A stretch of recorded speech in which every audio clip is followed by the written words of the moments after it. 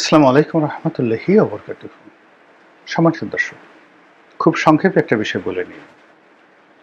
বাংলাদেশের রাজনীতিতে এই মুহূর্তে সবচেয়ে আলোচিত, সবচেয়ে মুখরা, অনেকের দৃষ্টিতে ব্যাড বয় বলে পরিচিত যে নাসির উদ্দিন পাটোয়ারি। সেই নাসির উদ্দিন পাটোয়ারি সাম্প্রতিক সময় তিনি ঝিনাইদহ গিয়ে হামলার শিকার হয়েছেন। তাকে ডিম মারা হয়েছে এবং তিনি যেটি বলছেন তাকে চড় থাপ্পড় কিল ঘুষি দেওয়া হয়েছে, তার মানিব্যাগ ছিনিয়ে নেওয়া হয়েছে এবং এর প্রেক্ষিতে তিনি থানায় আশ্রয় লাভ করেছেন বা আশ্রয় নিয়েছেন এবং সেখান থেকে তাকে উদ্ধার করার জন্য পুলিশ সর্বোচ্চ চেষ্টা করেছে। আর তাকে পুলিশের জিম্মা থেকে নিয়ে আর একটা রামধুলাই দেওয়ার জন্য বিএনপির যারা নেতাকর্মী বা সাধারণ জনগণ বা বিক্ষুব্ধ জনগণ তারা বহুক্ষণ থানা ঘেরাও করে রেখেছিল। এই গেল খবর। দ্বিতীয় বিষয় হলো যে যেগুলো আসছে যে ওই যে এলাকাতে তিনি গিয়েছেন ওটি মূলত জামাত প্রধান এলাকা ঝিনাইদহ, কিন্তু ওখানে এবার এমপি হয়েছেন জনাব আসাদুজ্জামান, যিনি সংসদ সদস্য।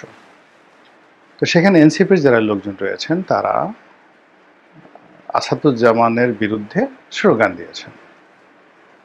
সহজ যা হয় যে আসাদ তুমি কোথায়, তোমার আব্বা আসছে, পারলে আসো দেখাও, ইত্যাদি ইত্যাদি। এবং আমাদের রাজনীতির ময়দানে এই বিষয়গুলো অনেকটা ডাল ভাত।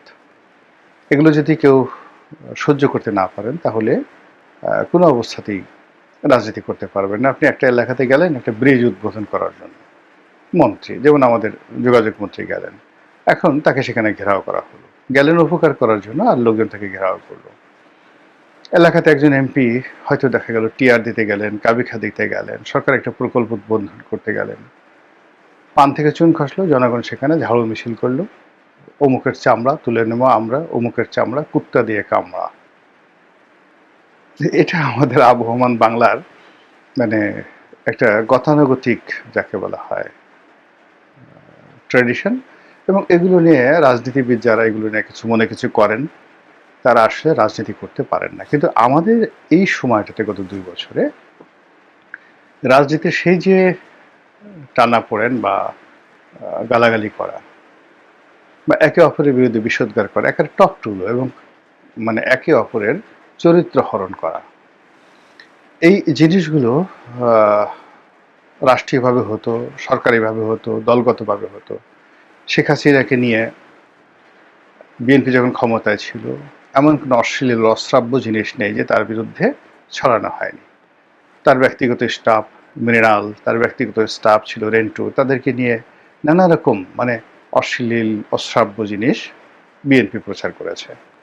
আবার আওয়ামী লীগ যখন ক্ষমতা ছিল তখন মোসাদ্দেক আলী ফালু, তারপরে বেগম খালেদা জিয়া, তারেক রহমান, তারপরে শেষে তারেক রহমানের সাথে অন্যান্য যারা আছে, কী সব শিল্পা শেঠি মেঠি নিয়ে কত রকম যে গল্প কাহিনী মানে আওয়ামী লীগ 10 মুখে প্রচার করেছে। আবার শেখ হাসিনার ব্যক্তিগত জীবন নিয়ে সংসদের ভিতরে বাইরে যা মুখে আসে তাই আওয়ামী লীগের লোকজন বলেছে। তো এই জিনিসগুলো আমাদের দেশের একটা ট্রেডিশনাল রাজনীতির মধ্যে ঢুকে গেছে। কিন্তু যখন এই যে বট বাহিনী আসছে, যখন ইল্লু পিঙ্কুরা আসছে এজ এ ভাড়াটিয়া হিসেবে এবং ছোট মানুষ দিয়ে বড় মানুষদেরকে অপমান করা হয়েছে, লাঞ্ছিত করা হয়েছে, তখন পুরো রাজনীতির যে স্ট্রেংথ, রাজনীতির যে রিদম, এটা নষ্ট হয়ে গেছে। এবং এই কারণে কি হচ্ছে, এখন যে রাজনীতি সেই রাজনীতি সরাসরি সম্মুখ সমরে কেউ আসছে না, পেছন থেকে আততায়ীর মতো ছুরি মারা হচ্ছে গত 2 বছর ধরে। এবং এরই প্রেক্ষিতে plan A, plan B, plan C, তারপরে গুপ্ত সংগঠন এ, গুপ্ত সংগঠন বি, গুপ্ত সংগঠন সি, এবং এটা এখন এমন পর্যায়ে আছে বিএনপির কোন লোকটা যে জামাত করে আর জামাতের কোন লোকটা যে বিএনপি করে এটা এই মুহূর্তে কেউ বুঝতে পারছে না। জনাব ফজলুর রহমান, আলোচিত সংসদ সদস্য, বীর মুক্তিযোদ্ধা, তিনি চমৎকার একটি কথা বলেছেন।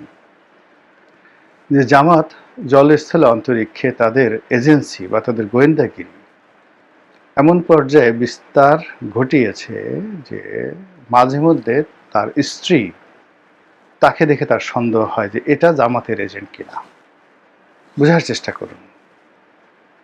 এবং একই অবস্থা আমি যে নিজে মানে এই যে কথাবার্তা বলছি, আমার নিজেরই ফজলুর রহমান সাহেবের বিরুদ্ধে মানে কোনো অভিযোগ নাই, বরং উনি যে কথাটা বলছেন আই ডু সাপোর্ট। যেমন দেখা গেল আমি কথা বলছি, আমি শেখ হাসিনার সমালোচনা করে আসছি, তারেক রহমান সাহেবকে করছি, সবাইকে করছি, আজকে থেকে নয়, সে 2009 সন থেকে। আবার যখন আমি রাজনীতিতে ছিলাম না, আমি যে ট্রেড পলিটিক্স করেছি, ব্যবসা বাণিজ্য করেছি, যারা আমার সঙ্গে জানেন বা আমাকে চেনেন তারা সবাই মোরালে দেখেছেন যে আমি সবসময় ভোকাল ছিলাম একেবারে শৈশব থেকে। ইভেন আমি যখন ক্লাস 3-4-এ পড়ি তখন ওই শিক্ষকদের বা অন্য ছাত্রদের, সিনিয়রদের, তাদের কোনো অনিয়ম দেখলে আমি কিন্তু চুপচাপ থাকিনি। তো এটা আমার আশেপাশের লোকজন জানেন, আমার স্ত্রী তো অবশ্যই ভালো করে জানেন। তো যাই হোক, তিনি কিন্তু কখনো বলেননি যে তুমি শেখ হাসিনার বিরুদ্ধে কথাবার্তা বলে উঠল না, তারেক রহমান সাহেবের বিরুদ্ধে কথাবার্তা বললো না, কিন্তু হঠাৎ করে তিনি বললেন যে বাধ্য জামাত ঠামাত নিয়ে আর কোনো কথাবার্তা বলো না। কি বুঝলেন বলেন? আমি যদি এখন সন্দেহ করি যে আমার স্ত্রী জামাতের এজেন্ট হয়ে গেছে।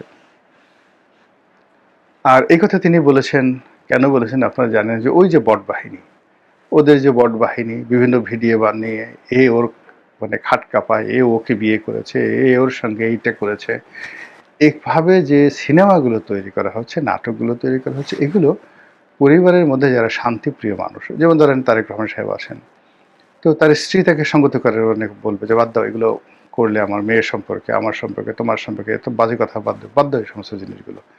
ফলে কি হলো, এই যে নোংরামির কারণে কি হচ্ছে, পুরো রাজনীতির যে অঙ্গনের যে রিদম, সেই রিদমটা চলে গেছে।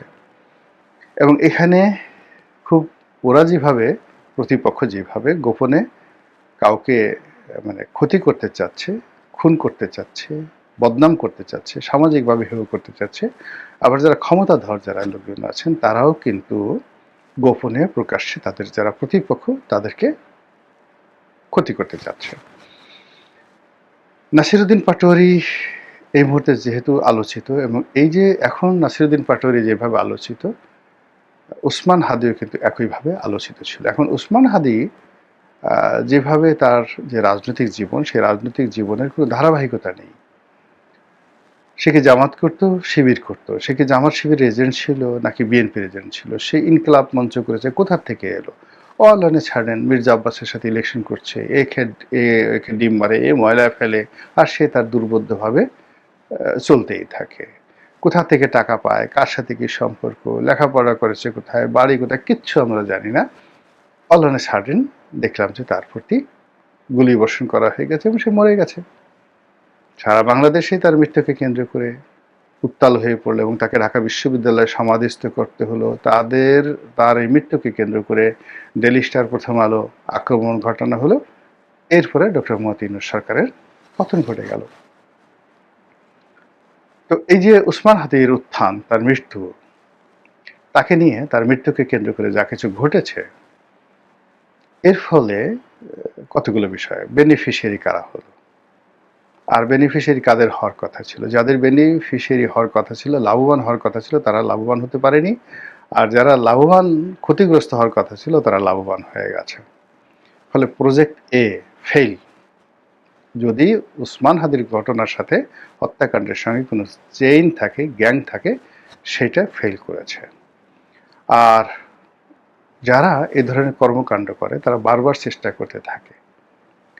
তারা এই যে প্রথম প্রজেক্ট যদি ফেল হয়ে থাকে, দ্বিতীয় প্রজেক্ট সফল করার জন্য তারা প্রাণান্ত চেষ্টা করছে এবং করবে, এটা স্বাভাবিক।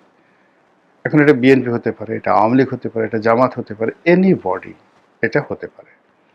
তো সেদিক থেকে নাসিরুদ্দিন পাটোয়ারিকে কেন্দ্র করে এখন যা কিছু হচ্ছে, ফলে তাকে নিয়ে একটা দুর্ঘটনা ঘটার সম্ভাবনা রয়েছে। এটা আমার কথা নয়, এটি বিএনপির এই মুহূর্তে যিনি মুখপাত্র, অর্থাৎ দেখা গেল বিএনপি দুই ধরনের মানুষকে পিক আপ করেছে। যারা একসময় রাজপথে ভোকাল ছিল, নুরু ছিল, জুনায়েদ সাকি ছিল, ববি হাজ্জাজ ছিল, ডাক্তার জাহেদ ছিল, তাদেরকে তারা ক্যাবিনেট